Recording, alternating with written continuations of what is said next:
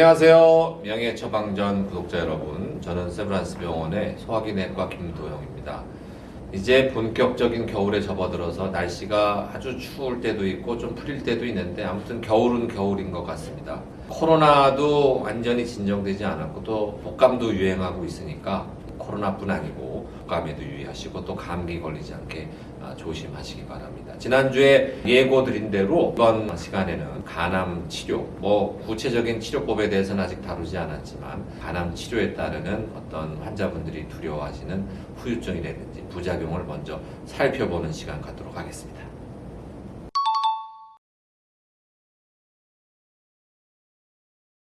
어떤 환자분들은 암 자체보다 암 치료를 두려워하는 분들이 있습니다. 저만 해도 그럴 것 같아요. 암 치료라는 게 뭡니까? 암세포를 죽이는 거잖아요. 수술을 해서 없애든 시술을 해서 없애든 약물 치료를 해서 암세포를 죽이고 파괴시키는 것인데 이게 정밀 타격이 되는 게 아니잖아요. 암세포를 죽인다 해도 옆에 있는 정상 간세포도 손상을 받을 수 없습니다. 비단 간세포만 손상받는 게 아니고 다른 장기에 영향을 줄 수도 있는 거죠. 그렇기 때문에 예전보다는 훨씬 덜했지만 간암을 치료하는 여러 가지 치료법에 따르는 후유증이라든지 부작용은 어느 정도 다 있다.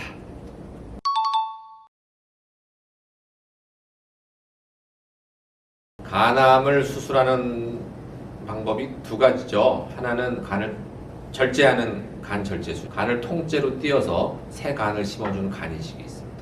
자, 간 절제술은요, 간은 하나입니다. 두 개로 알고 계시면 안 되는데 보통 오른쪽 간, 왼쪽 간 얘기는 하는데 편의상 해부학적으로 구분하기 위해서 하나입니다만 큰 쪽 오른쪽에 있는 걸 오른쪽 간이라고 하고 좀 작은 쪽을 왼쪽 간이라고 하는 겁니다. 두 개가 있는 게 아니고 오른쪽 간에 간암이 생겼을 때 오른쪽 간을 떼어내야 돼요.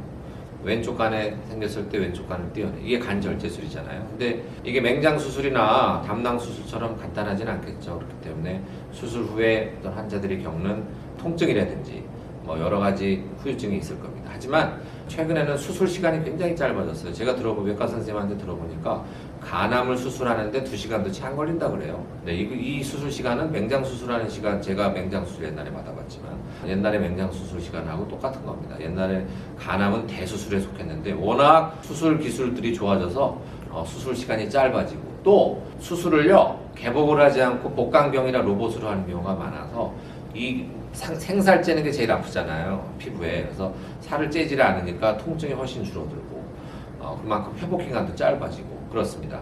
그 다음에 이제 통증 조절 방법도 굉장히 기술이 좋아졌죠. 자가 통증 조절법이라고 해서 아프면 단추 한 번씩 누르면 통증이 없어지는 그런 방법도 하고 있습니다. 간이식은 어떨까? 간이식은 아직 대수술에 속하죠. 간이식도요 수술 시간이 엄청 짧아졌다고 그래요. 옛날에는 10시간 넘게 걸렸는데 지금은 굉장히 짧아졌다고 합니다. 근데 간절제하고 다르게 간이식 받는 분들은 원래 좀 몸 상태가 안 좋으셨는데 수술을 하고 나면 오히려 이 새 간이 들어가다 보니까 수술하고 난 후에 더 컨디션이 더 좋다 이렇게 얘기하시는 분들이 많습니다.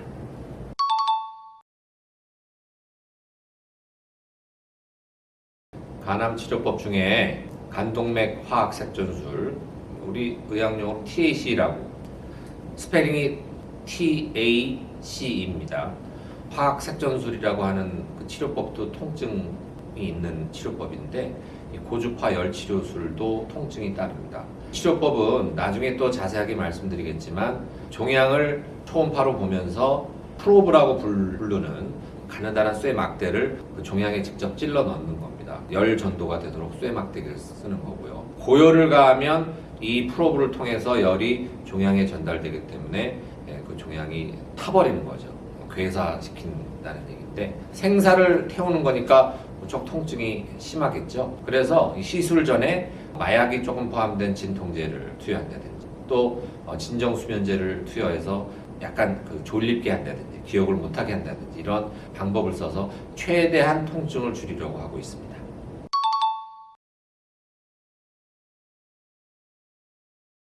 그렇지 않습니다. 방사선 치료 후에 탈모되냐고 물어보시는 환자분들이 꽤 있는데요. 방사선 치료라는 거가 전신 치료, 그러니까 그 치료의 효과가 전신적으로 나타난다기보다는 우리 색전술이나 아까 좀 전에 말씀드린 고주파 열 치료술처럼 어떻게 보면 국소적인 치료법에 속하기 때문에 이 두피에 모근을 손상시키는 그런 효과가 나타나지 않습니다. 그런데 그래서 방사선 치료는 굉장히 부작용이 없는 치료다라고 제가 미리 설명을 해드리고 방사선 종양학과 교수님한테 협진을 하는데요. 일부 부작용이라고 한다면 이 방사선 치료 후에 부역감이 좀 생긴다든지 또는 피로감이 좀 들었다든지 이런 증상을 호소하는 분들은 있지만 탈모하고는 전혀 관계가 없습니다.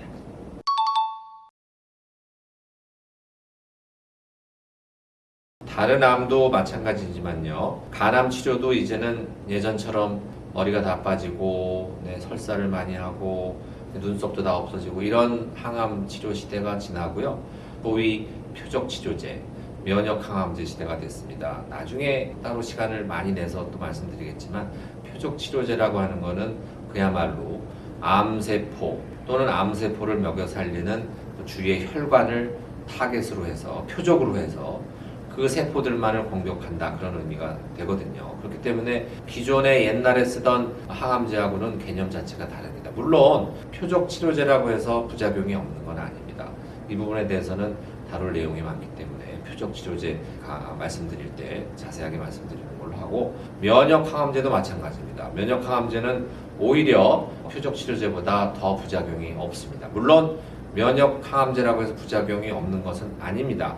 또 일부 환자에서는 심하게 나타날 수 있습니다. 하지만 그 빈도가 매우 낮다. 그래서 면역 항암제를 쓰게 되면 환자분들이 아주 편안하게 부작용 없이 치료를 받는 분들이 대부분이다라는 말씀을 드릴 수 있을 것 같습니다. 네, 오늘은 간암 치료 전반에 따르는 부작용이나 후유증에 대해서 환자분들이 일반적으로 궁금해하시는 부분에 대해서 알아봤는데요. 조금이나마 도움이 되었으면 좋겠고 각 치료법을 또 말씀드릴 때 더 자세하게 다룰 수 있으면 좋겠습니다. 다음 시간에 또 새로운 내용으로 여러분들 찾아뵙도록 하겠습니다. 우리 명의의 처방전 구독자, 시청자 여러분들 오늘도 간편한 생활 보내시고 모두 안녕.